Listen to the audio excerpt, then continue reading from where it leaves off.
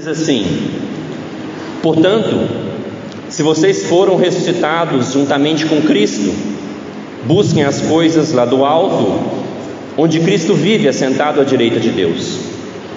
Pensem nas coisas lá do alto e não das que são aqui da terra, porque vocês morreram e a vida de vocês está oculta juntamente com Cristo em Deus. Quando Cristo, que é a vida de vocês, se manifestar, então vocês também serão manifestados com Ele em glória. Oremos mais uma vez. Senhor, nós acabamos de ler que o Senhor está vivo. Então que dos céus o Senhor estende a mão sobre nós agora nessa noite, e que Teu Espírito quebrante o nosso coração para entender e crer na Tua palavra. Assim eu oro em Teu nome, Jesus. Amém. Meus irmãos, eu gosto de aplicar a teologia na vida prática, até porque eu tenho 3 crianças e eu tento pegar a teologia e traduzir para eles, para que eles entendam de forma prática. E agora eles estão fazendo jiu-jitsu, e o objetivo de alguém que está treinando alguma arte marcial é chegar na faixa preta. É o objetivo. E daí o professor falou outro dia para os meninos assim: olha, vocês estão com 7, 8 anos, o Noah, com 18 a 20 anos no máximo você é faixa preta. Daí se animou os meninos, né? Nossa, um dia eu vou ser faixa preta. É interessante que na faixa, principalmente do jiu-jitsu, você tem lá a cor azul ou a cor amarela, né, de criança, e tem um pedacinho de preta, para mostrar que o seu objetivo é chegar à faixa preta. Mas para isso, uma criança de 8 anos, se ela vai ser faixa preta com 18, né, ela tem que treinar muitos anos ainda, lutar muitos anos ainda, suar muito para ela chegar na faixa preta. É interessante que eu estava tentando aplicar isso para a teologia, para a vida cristã, para os meninos entenderem. Na vida cristã é mais ou menos assim: todo cristão, ele é um faixa preta em potencial. Ele vai ser um faixa preta, mas ele não é ainda. Ele tem que treinar muito ainda, ele tem que lutar muito ainda, ele tem que ir na academia muito ainda, no caso, a igreja, porque ele ainda não é, mas ele vai ser. Como que vocês vão entender? Porque a vida cristã, ela é feita por certezas. E de acordo com a perspectiva que eu olho essas certezas, vai definir como a nossa conduta e vai definir aquilo que eu busco. E uma certeza que nós temos, que nós vamos chegar ao final, a graduação final, não é por aquilo que nós fazemos ou vamos fazer. A certeza da nossa graduação final é por aquilo que Cristo já fez. Por aquilo que Cristo já fez, nós temos a certeza então que nós vamos chegar numa graduação cristã final. Nós vamos chegar na faixa preta do cristianismo, fazendo uma analogia. Por quê? Porque eu vou treinar também, mas a certeza não é em mim mesmo, a certeza é naquilo que Jesus já fez. Guarda isso aí. As nossas certezas, elas estão baseadas na Escritura. O que é fé? A fé é crer naquilo que Deus disse. Aquilo que Deus disse está na palavra. Então a fé, a bússola da nossa vida, o norte, digamos assim, da nossa vida, é aquilo que Deus disse e aquilo que Cristo fez. Já viu uma bússola que ela está sempre apontada por norte? E a gente até fala assim: nós devemos nortear a nossa vida. Essa expressão quer dizer o seguinte: nós devemos basear a nossa vida em algo. O cristão, ele baseia a sua vida, o cristão, o norte da sua vida é para o alto, aonde Cristo vive, aonde Cristo está. E esse texto tão curtinho, ele tem 3 perspectivas, ele tem 3 certezas que devem nortear a nossa vida cristã. 3 certezas. Elas são: aonde Cristo está, que nós já ressuscitamos com Ele e a nossa vida está oculta nele, e a terceira é que Ele vai se manifestar de lá um dia. As 3 certezas que devem nortear a nossa vida para a nossa conduta cristã: aonde Cristo está, que Ele ressuscitou e nós ressuscitamos com Ele, então a nossa vida está oculta nele, e que um dia Cristo Jesus vai se manifestar. É dessa perspectiva que é o norte correto. Eu estava vendo na Bíblia alguns exemplos de quando o povo de Deus, ou algum homem que tinha relacionamento com Deus, ele deixou de ter esse norte do alto. Vou dar 3 exemplos para vocês, 4 exemplos melhor dizendo. A primeira, no Salmo 73, o salmista Asaf diz que ele começou a ter inveja dos ímpios. Depois você lê na sua casa o Salmo 73, Asaf, ele começa a olhar para os ímpios e ver, os ímpios prosperam, eles estão bem, ele começa a ter inveja da prosperidade dos ímpios, ele começa a olhar pela perspectiva da terra. Talvez você lembre da indignação de Jó quanto à sua situação, tentando achar uma explicação, olhando pela perspectiva da terra. Outro é o povo judeu, quando um exército poderoso na época do rei Ezequias, eles olharam aquele exército e diz que eles desanimaram, porque o exército era muito grande na época do rei Ezequias. A perspectiva da terra, talvez você lembre da covardia de Pedro. Lembra de Pedro? Quando ele olha a situação, ele ficou com medo. Mas quando esses homens depois olharam pela perspectiva do céu, a atitude dele foram outras. Por exemplo, Asaf no Salmo 73, depois você vai conferir na sua casa, diz que quando ele entra no santuário, diz que Deus mostra para ele o final dos ímpios, e daí ele tem contentamento, porque ele vê que o final dos ímpios é triste, e daí ele tem contentamento. Jó, você sabe da história, quando ele vê quem é Deus, quando ele conhece Deus, ele consegue ver que Deus é sempre justo, e que nada que aconteceu com ele foi injustiça. No caso dos judeus, diz que o rei Ezequias animou o povo, e diz que o povo olhou para a perspectiva correta, que Deus estava com eles, então diz que eles se animaram para a batalha, mesmo perante um exército maior do que eles. Pedro, vocês já sabem, quando ele viu Jesus ressurreto, aquele medroso que negou Jesus, diz que ele, perante o sinédrio, quando mandou ele não pregar mais, ele fala assim: importa obedecer a Deus. Então eu quero que vocês percebam, meus irmãos, eu dei alguns exemplos de quando homens olharam pela perspectiva da terra, eles fraquejaram, eles foram fracos, eles temeram. Mas quando eles olharam pela perspectiva, o norte dos céus, eles foram contentes em Deus, eles foram ousados, eles foram renovados na sua fé. Então a nossa perspectiva vai definir a nossa conduta. É isso que o texto está nos mostrando hoje. Então nós temos que ver o que o texto apresenta sobre a nossa perspectiva, onde nós devemos olhar. Diz, meus irmãos, que Jesus, o nosso Senhor agora, Ele está no céu. O versículo 1 fala que Cristo vive e Ele está assentado à direita do Pai. Parece um jargão, uma repetição, a gente fala Cristo vive, que nós cantamos, que Ele vive. Mas, meus irmãos, isso é muito significativo. Se o nosso Senhor vive, significa que nós podemos nos relacionar com Ele, um relacionamento vivo. Nós não temos um Deus morto. Jesus vive, e Ele, ao estar assentado à direita do Pai, isso é muito significativo para nós. O Catecismo de Heidelberg, a nossa igreja, o catecismo é de Westminster, mas o Catecismo de Heidelberg também é muito bonito e muito rico. Na pergunta 49, ele pergunta assim: qual a importância de Jesus ter ascendido aos céus?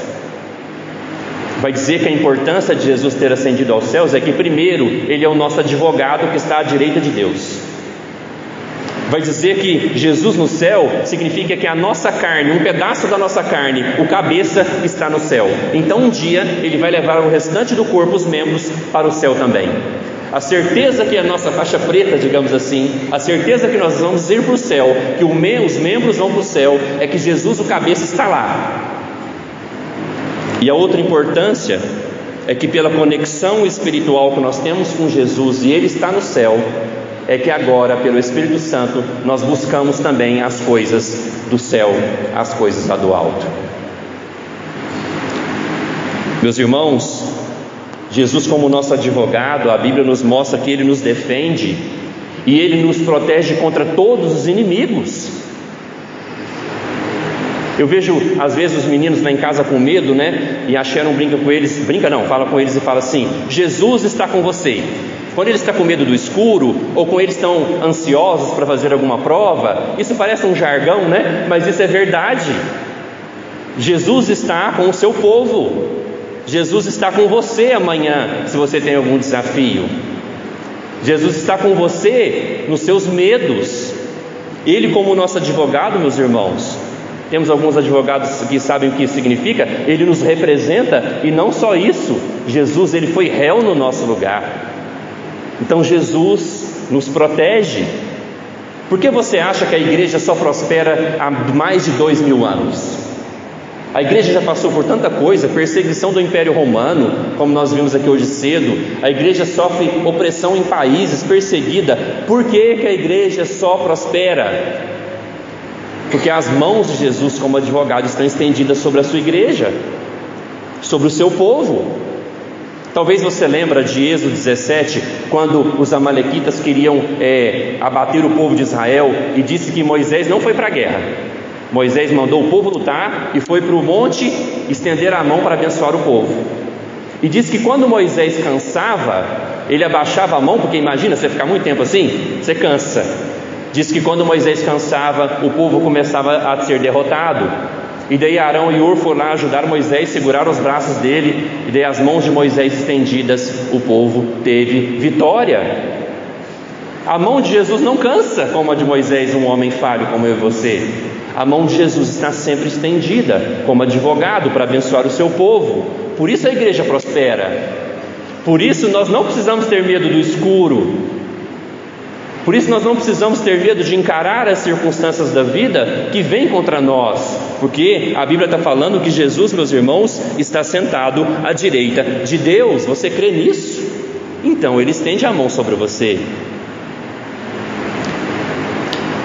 Mas ainda, meus irmãos, esse texto nos mostra que há uma união com Jesus de tal forma, como eu falei, que a nossa cabeça já está no céu, e que nós como membros estamos tão unidos a Ele, que um dia nós vamos para lá também. Nós vimos a semana retrasada, que a semana passada eu dei uma pausa em Colossenses, no versículo 20 do capítulo 2, ele vai falar assim: se vocês morreram com Cristo. Tanto que o tema da semana retrasada foi morremos com Cristo, quem lembra? Daí hoje no capítulo 3 do versículo 1, ele vai falar: portanto, se vocês foram ressuscitados juntamente com Cristo.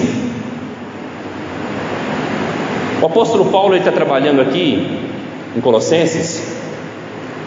Não sei se vocês lembram, há 2 semanas, que tanto o legalismo quanto o ascetismo não tem poder contra o pecado.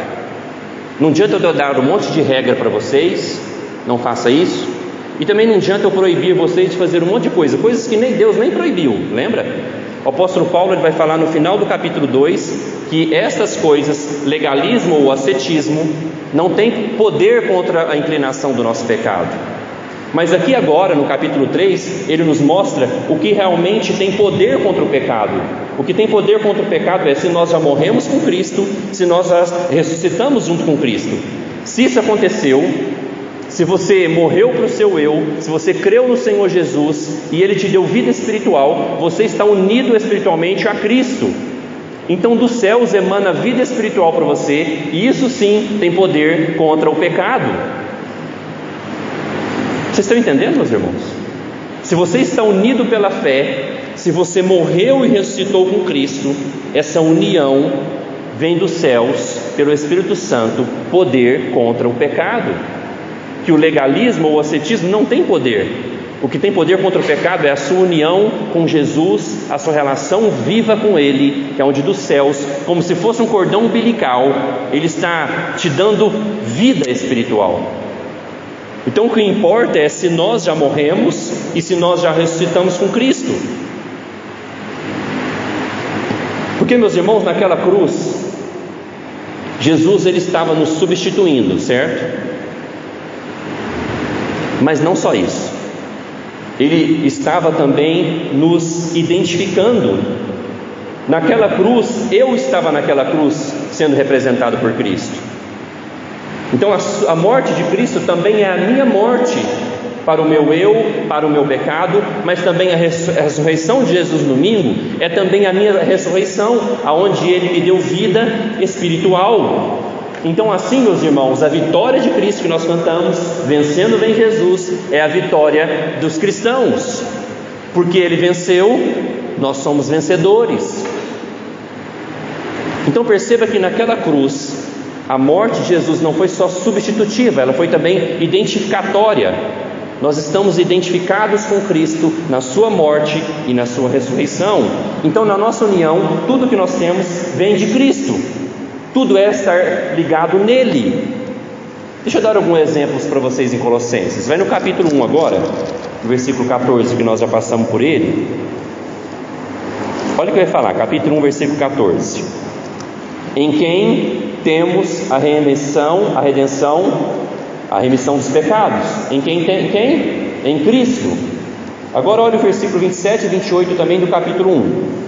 Diz assim: a esses Deus quis dar a conhecer as riquezas da glória deste mistério entre os gentios, que é Cristo em vocês, a esperança da glória. Este Cristo nós anunciamos, advertindo a todos e ensinando a cada um em toda a sabedoria, a fim de que apresentemos cada pessoa perfeita em Cristo. Vejam, meus irmãos, que tudo que a Bíblia vai falar de bênção espiritual para nós é em Cristo. Em Cristo nós temos a remissão dos nossos pecados. Em Cristo nós temos a esperança da glória. Em Cristo nós vamos ser apresentados perfeitos. Tudo que nós temos emana de Cristo. Então aquele que morreu e ressuscitou com Ele, aquele que creu, ele tem vida espiritual, vinda diretamente do céu, como eu falei, como se fosse um cordão umbilical, que alimenta. A mãe não alimenta o seu filho ali na barriga? Da mesma maneira, dos céus, Cristo alimenta o seu povo. O versículo 4 vai falar algo tão bonito que diz que Ele é a nossa vida. Ele fala, quando Cristo, que é a vida de vocês. Que bonito! Você teria coragem de falar assim? Cristo é a minha vida. O apóstolo Paulo falou isso em outras cartas de uma maneira diferente. Por exemplo, em Filipenses 1:21, ele fala: para mim o viver é Cristo. Em Gálatas 2:20 ele fala: não sou mais eu quem vive, mas é Cristo que vive em mim. A vida de um cristão, meus irmãos, o norte é Cristo Jesus. Eu diria, ensinando aqui outro dia sobre a nossa união com Jesus, é uma união como se fosse um casamento. Um casamento espiritual. Você morreu para o antigo casamento, você morreu para o seu eu, você morreu para o pecado, você morreu para a lei, você morreu para esse mundo. E daí morto, agora você está apto, ressurreto agora, a se casar-se com Jesus. É uma ressurreição espiritual. Ele é a nossa vida. E a boa notícia é que uma vez unidos com Cristo, você está unido para sempre. Jesus não dá carta de divórcio como os homens fazem nesse mundo secular. Uma vez que você creu em Jesus e teve essa união mística com Ele, que foi selado no batismo, você está casado com Cristo espiritualmente para sempre. Essa união espiritual, esse cordão umbilical nunca vai ser cortado. Corta o cordão umbilical, né, quando a criança nasce, mas com Jesus o cordão umbilical dessa alimentação espiritual nunca é cortado. Nós sempre vamos ser dependentes dele. Por isso que o apóstolo Paulo fala: Cristo é a vida de vocês. O versículo 3, ele também fala algo muito interessante que eu quero ler para explicar. O versículo 3 ele fala: porque vocês morreram e a vida de vocês está oculta juntamente com Cristo em Deus. A nossa vida está oculta em Cristo. Isso tem dois significados. Um deles é essa proteção, que eu já falei dele como nosso advogado. O mal pode tentar alguma coisa conosco, mas a nossa vida já está oculta, a nossa vida já está escondida em Cristo Jesus. Então crente não tem medo de macumba, tá? Crente não precisa do horóscopo, crente não tem medo de mal olhado, de inveja, por favor, porque a nossa vida já está oculta em Cristo, Ele nos protege. Mas também tem um outro significado que os comentaristas dizem, é que tudo que nós seremos um dia já está armazenado em Cristo, e um dia isso vai se manifestar. Ou seja, tudo que nós somos, a nossa identidade, a nossa santificação completa, o nosso tesouro, a nossa esperança, tudo está oculto em Cristo, e um dia tudo isso vai se manifestar. Ou seja, um dia nós vamos ser livres daqueles pecados que nós ainda lutamos. Sabe quando você ora, busca a Deus e parece que não tem progresso espiritual? Um dia, tudo essa santidade que nós almejamos está oculta em Cristo. Um dia nós seremos faixa preta, um dia nós seremos completos, porque um dia Ele vai se manifestar. Então o cristão, a sua identificação é Cristo Jesus, não tem outra. Já viu quando a gente olha para uma pessoa que gosta muito de alguma coisa? Um jovem que gosta muito de skate, ele tira foto com skate, ele vai para andar de skate todo dia, e daí quando você pensa naquele jovem, você já pensa no quê? No skate. Há uma identificação entre o skate e aquele jovem. O cristão, quando a gente pensa num cristão, nós temos que pensar em Cristo, porque tudo está identificado nele, tudo que nós somos está oculto nele. Mas meus irmãos, esse texto ainda fala que um dia Jesus vai se manifestar. Olha o versículo 4: quando Cristo, que é a vida de vocês, se manifestar, então vocês também serão manifestados com Ele em glória. Tem dois significados que Jesus vai se manifestar. Um deles é a sua volta. Um dia visivelmente nós veremos Jesus, e a Bíblia fala que Jesus vem nesse mundo, em Atos 17:31, para julgar esse mundo, para julgar aqueles que não creram. Mas também na parábola em Mateus 25, de 31 a 34, diz que Jesus vem para separar as suas ovelhas dos bodes. Então quando fala que Jesus vai se manifestar, é para julgar esse mundo, julgar os pecadores que não se arrependeram, que não creram no Evangelho, e para separar as ovelhas dos bodes. Mas também, meus irmãos, a manifestação de Cristo, que diz que nós também seremos manifestos com Ele. Um dia tudo que está oculto em Cristo, que é nosso, vai ser manifesto. Um dia a nossa santificação será completa. Por isso, cristão, continue lutando, continue treinando, continue lutando pela sua santificação, porque ela é certa, que quando Jesus se manifestar, tudo que Ele tem para nós, tudo que está oculto nele, será manifesto, nós seremos manifestados com Ele. Então hoje nós estamos querendo evoluir para aquilo que nós já somos. Seria mais ou menos assim: nós já somos totalmente santos, mas ainda não. Vocês estão entendendo? Nós já somos justificados, mas ainda pecadores.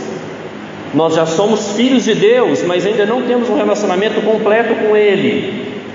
Mas tudo que está oculto em Cristo, tudo que Ele tem para nós, na sua vinda será manifesto, e tudo que está oculto vai ser revelado, e nós seremos completos totalmente em Cristo. Por isso nós temos a certeza. Então nós vimos que nós temos três certezas: Cristo está no céu, eu estou unido a Ele, morto e ressurreto, a minha vida está oculta nele, certo? E a outra certeza é que Ele vai se manifestar. Você creia ou não, você espere ou não, Jesus vai se manifestar, Ele vai vir. Qual a certeza que eu tenho para falar isso? A Bíblia. Se a Bíblia diz, nós acreditamos, Ele vai se manifestar. Mas a partir dessas certezas que são verdadeiras, que Cristo está no céu, que eu estou unido espiritualmente a Ele, e que Ele vai se manifestar, a partir disso nós vivemos. E agora vai dizer que quem tem essas certezas, ele pensa e busca as coisas lá do alto. Ele não pensa e busca as coisas aqui da terra. Vocês estão entendendo? Quem tem essas três certezas, agora diz que ele vive pensando e buscando as coisas lá do alto. Por quê? Porque é lá que Jesus está. E nós não vivemos pensando e buscando as coisas aqui da terra. Vocês estão entendendo como a perspectiva, o norte correto, vai agora me levar a uma vida correta que agrada a Deus? Ele vive lá, então nós viveremos com Ele lá. Então não faz sentido nós investirmos aonde nós não estaremos. Não faz sentido você investir a sua vida aonde você não vai viver. Deixa eu dar um exemplo, vocês vão entender. Eu era missionário no Timor-Leste e lá tinha um pastor, eu era pastor auxiliar dele na igreja presbiteriana em Dili, no Timor-Leste. Foi meu grande discipulador, eu aprendi mais com ele em 2 anos do que no seminário. E daí eu ia na casa dele e o sofá dele estava velho, não sei se a Sharon lembra, o sofá velhinho, e a esposa dele com vergonha. E ela falava assim: já falei para o Celso comprar um sofá novo, mas ele já estava no Timor-Leste há 7 anos como missionário, ele ia embora o ano que vem, queria assumir uma igreja em Portugal. E daí ele falava assim: o ano que vem eu vou embora, por que eu vou comprar um sofá novo? Na cabeça de uma mulher isso não funciona, né? Ela quer um sofá novo. Mas vocês estão entendendo por que eu estou dando essa ilustração?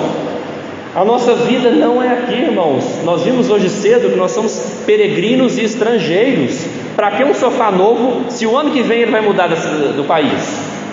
Não tem como levar o sofá de um país para o outro. Às vezes nós estamos investindo tanto aqui e vai ficar tudo aqui, irmãos.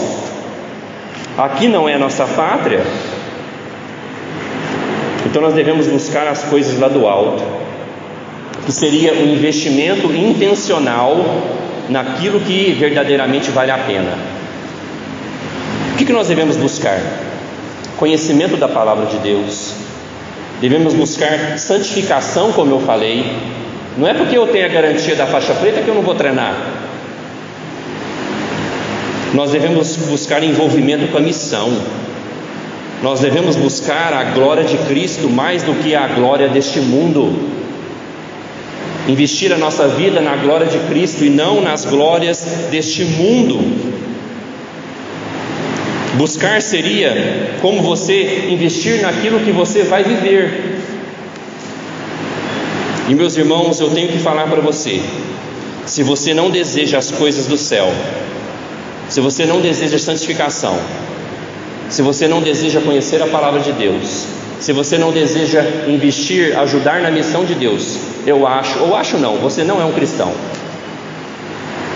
Você está na igreja porque tem uma religião, gostou dessa religião evangélica, mas se você não pensa e busca as coisas lá do alto, você não é um cristão. Você ainda não morreu e não ressuscitou com Cristo. Buscar e pensar as coisas do alto seria a mesma coisa. Quando você acorda pensando em quê? Ou em quem? Eu estava olhando e eu vi um cientista da área de psiquiatria. Eu acredito, ele falou que nós temos cerca de 50 mil pensamentos por dia. Eu falei: gente, não é possível que eu penso tanto assim. 50 mil pensamentos por dia. Será que pelo menos a metade, 25 mil, você pensa nas coisas lá do alto? Você acorda pensando em quê? Você está mais preocupado em quê? Em deixar uma herança ou deixar um legado? Você está mais preocupado em quê? Em impressionar esse mundo ou se padecer cada vez com Cristo Jesus? O que ocupa os seus pensamentos? Porque de acordo com esse texto, o que ocupa os meus pensamentos significa inclusive se eu sou salvo ou não.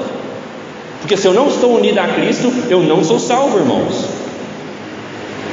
Se você não deseja santificação, conhecimento da palavra, envolvimento com a missão de Deus, coisas que glorificam a Cristo, você não é cristão. Cristo, meus irmãos, como Paulo fala aqui, Ele é a nossa vida. Ele é a nossa vida, então os nossos pensamentos devem estar voltados para Ele, para Cristo. Ele é o motivo que nós fazemos as coisas. Ele tem que ser a razão pela qual nós vivemos. Cristo Jesus. Por exemplo, por que você está na igreja? É por Cristo? Ou porque você achou um ambiente legal? Por que você serve em algum ministério? É por Cristo? Ou por que você não serve em nenhum ministério? Por que você oferta? Os irmãos, alguns vieram aqui entregar os seus dízimos. Por quê? É por Cristo. Por que que nós buscamos a santificação do nosso corpo? É por Cristo. Por que que você que está estudando quer estudar? Quer se preparar melhor? Por que que você vai trabalhar essa semana? É por Cristo. Porque pensar nas coisas lá do alto não significa que os nossos pés estão lá e as nossas mãos. O nosso coração e os nossos pés e os nossos pensamentos estão lá, mas as nossas mãos e os nossos pés estão ainda na terra. Então nós devemos fazer tudo o que nós fazemos por Cristo, para a glória de Cristo. Se Cristo e a glória dele não ocupam os seus pensamentos, cuidado. Nós devemos fazer tudo por ele. Meus irmãos, mas isso não significa, como eu falei, que nós vamos agir nessa terra de forma irresponsável. Então eu estou pensando só nas coisas lá do alto, então eu não vou fazer nada aqui não. Não, muito pelo contrário. Nós vimos hoje de manhã na palestra que você que não veio perdeu. Diz que a nossa cosmovisão cristã calvinista é que tudo que nós fazemos é para a glória de Deus. Eu lembro de um amigo da Sharon, certa vez ele falou assim: eu vou viver pela fé agora, eu vou ser um pregador itinerante. Ele largou o trabalho. Não é uma atitude irresponsável. Depois de 3 meses ele voltou, começou a passar fome e voltou a trabalhar. Não é uma atitude irresponsável, é o nosso coração e os nossos pensamentos estão no alto, mas a nossa ação, as nossas mãos e os nossos pés ainda estão nessa terra. É assim que a gente salva esse mundo e ilumina, que nós somos sal da terra e luz do mundo. Mas o nosso coração e os nossos pensamentos devem estar lá no alto. Meus irmãos, concluindo, o nosso cabeça e o nosso advogado está no céu. Então você pode viver em paz, você pode enfrentar os desafios da vida em paz, porque você tem um advogado, ele está no céu. Não há nenhum intercessor melhor, ou verdade, não há nenhum outro intercessor para os cristãos. Os queridos católicos romanos, eles estão equivocados. A Bíblia fala que só Jesus é o verdadeiro advogado e o único intercessor. Então, se você tem ele, pode ir tranquilo para os seus desafios da vida. E você poderia dizer, assim como Paulo disse aqui, Cristo é a vida de vocês. Você poderia dizer assim, Cristo é a minha vida? Se não, eu oro para que hoje Deus se revele e una você nos céus. Porque um dia, meus irmãos, toda a nossa angústia por causa dos nossos pecados vai acabar. Um dia, tudo que nós lutamos para ser, que ainda não conseguimos ser, nós seremos, porque tudo está oculto em Cristo. Toda a nossa santificação. E daí quando Ele se manifestar, nós seremos manifestados com Ele em glória, de uma vez por todas e para sempre. Então o que hoje eu sugiro você buscar e pensar? Eu quero sugerir de uma forma prática, para terminar, algumas coisas para você, para que você comece a praticar isso que nós estudamos hoje. Primeiro, eu quero dizer para você, faça uma devocional na Palavra de Deus diária. Você vai gastar 30 minutos, 15 minutos, não sei, mas eu quero te desafiar a diariamente se relacionar com Deus por meio da palavra dele. Você vai ler a Bíblia, você vai orar.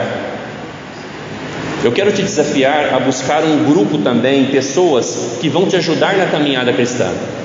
Lembra que eu falei semana passada de Paulo encontrou Ananias? Que nós devemos ter Ananias que vão nos dar a cosmovisão cristã agora. Eu quero te desafiar também, além de individualmente buscar a palavra, você buscar um grupo, pessoas que vão te ajudar na caminhada cristã. Eu quero te desafiar também, ao buscar as coisas do alto, a buscar fazer algo pelo próximo, pela igreja.